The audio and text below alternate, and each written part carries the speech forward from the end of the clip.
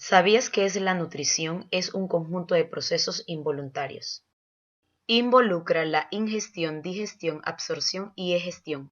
La ingestión es la primera etapa de la nutrición humana y es el proceso mediante el cual los alimentos entran a la cavidad bucal. La función de la ingestión es la introducción de la comida en el aparato digestivo, al servicio de la alimentación o de la hidratación. En la ingestión participan la saliva, que se produce en las glándulas salivales. Esta humecta los alimentos para facilitar su paso a través del tracto digestivo.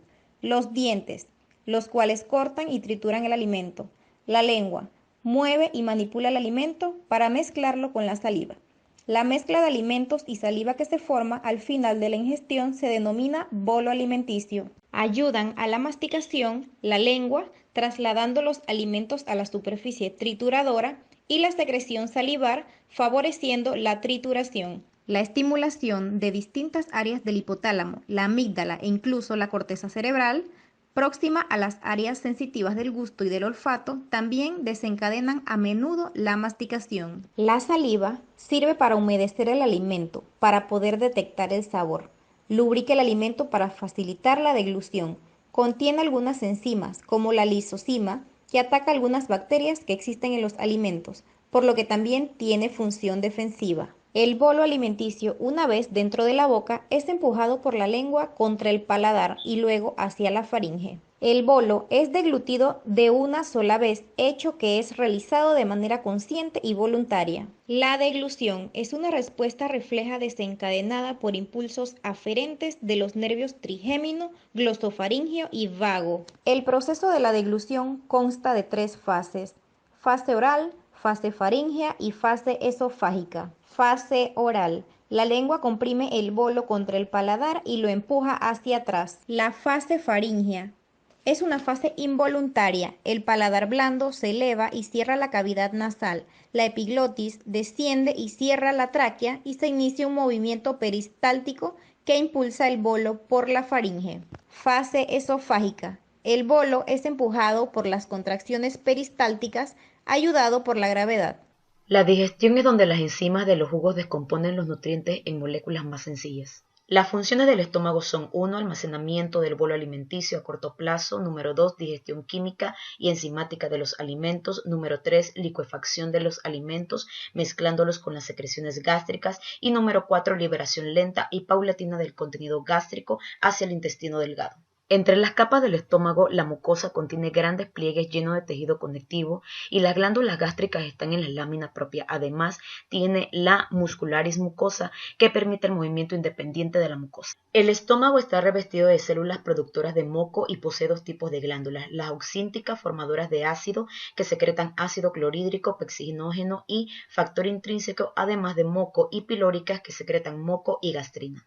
Las glándulas gástricas están formadas por varios tipos de células: las células mucosas del cuello, que secretan moco, las células principales productoras de pepsinógeno, células parietales o oxínticas, que secretan ácido clorhídrico y factor intrínseco, células G productoras de gastrina y células enterocromafines productoras de histamina.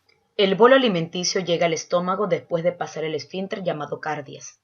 El quimo es formado gracias a los movimientos del estómago, que mezcla el bolo alimenticio con los jugos gástricos, quienes son también los responsables de la primera degradación que van a sufrir los nutrientes.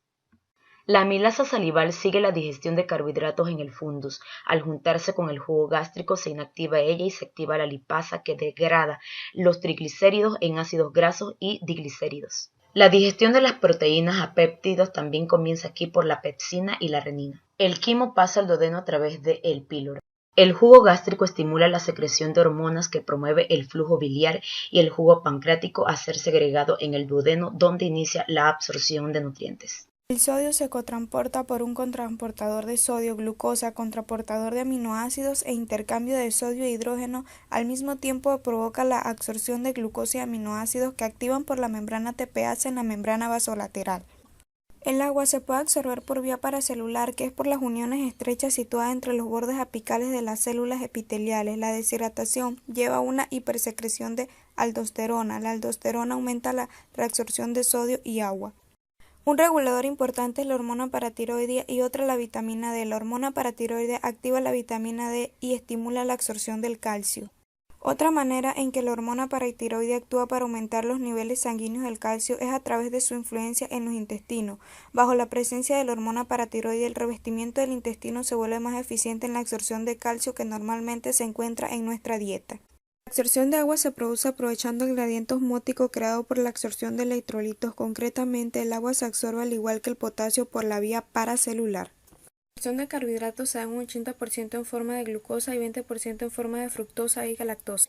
En la absorción de carbohidratos el sodio se absorbe con la glucosa, aunque también lo hace con la galactosa, pero en menor cantidad, ya que la mayor parte de los carbohidratos absorbidos son la glucosa y fructosa.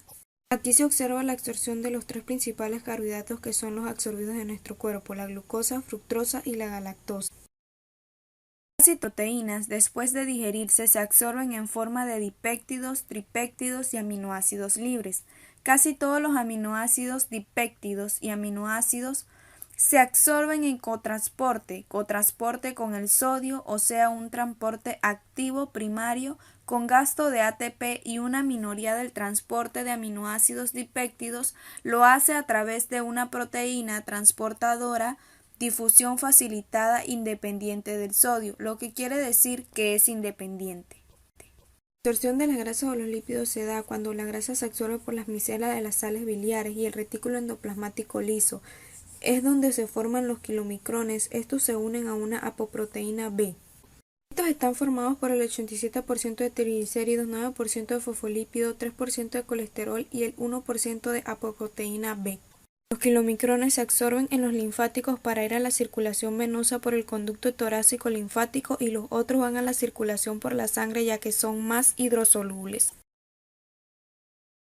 Por día pasan aproximadamente 1500 mililitros de líquido en el quimo por la válvula hidrocecal. De los 1500 se absorbe todo el agua y electrolitos. El sodio en la parte proximal absorbe sodio activamente. Esta absorción de sodio genera un potencial eléctrico, haciendo que el cloruro con su carga negativa sea arrastrada pasivamente. El cloruro se intercambia por el bicarbonato y se secreta bicarbonato y también potasio. La aldosterona estimula la absorción de sodio y la excreción o secreción de potasio. Con la absorción de sodio y cloruro el agua se absorbe por ósmosis. La digestión es la parte de la comida que no se ha podido absorber en el intestino delgado, pasa al grueso. Allí el exceso de agua es absorbido y mediante la acción de bacterias se degrada lo que queda de la comida.